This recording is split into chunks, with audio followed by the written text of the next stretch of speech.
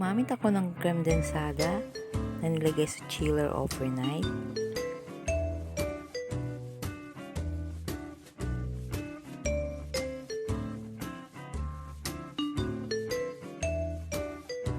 Sa paghalo, pwede kayong gumamit ng hand mixer, pero pwede rin kayong gumamit ng whisk. Kaya lang, mas mabilis kung gagamit kayo ng hand mixer. Meron nga palang nabibiling medyo mura, kagaya nitong gamit ko. Ilalagay ko lang sa description kung magkano ko ito nabili. Mix lang po hanggang medyo dumami or dumoble ang mixture.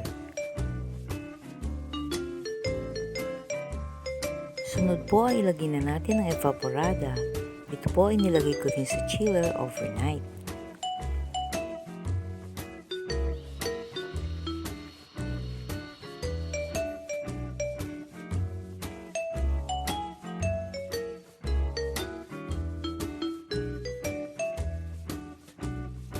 Ngayon po ay handa na natin ang cake. Pwede kayong gumamit ng kahit anong klaseng cake bar. Isang cake bar ay hinati ko lang po sa 3.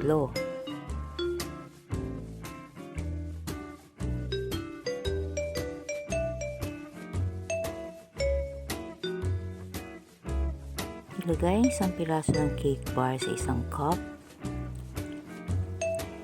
at medyo durugin ito.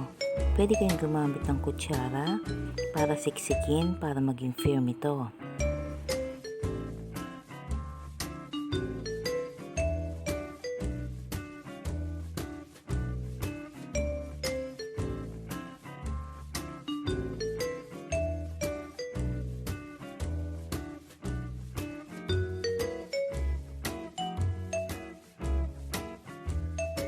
Maglalagay tayo ng isang kutsaritang vanilla flavor.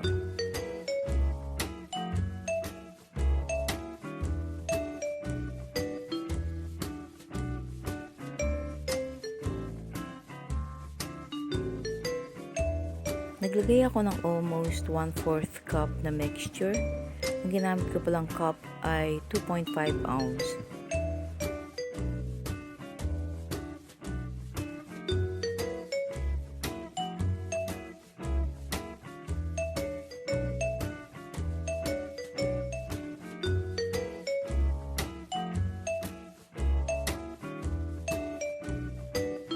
Ilagay muna natin sa chiller ng mga 30 minutes para lang maging firm yung ibabaw para hindi lumubog yung toppings.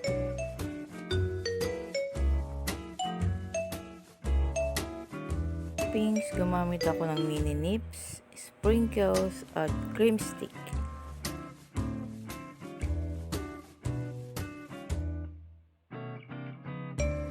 Ibabad lang ang krimstix sa warm water para lumambot.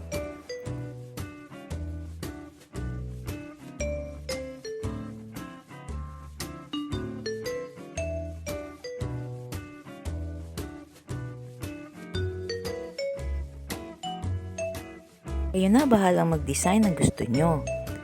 Sure ako mas magaling kayo.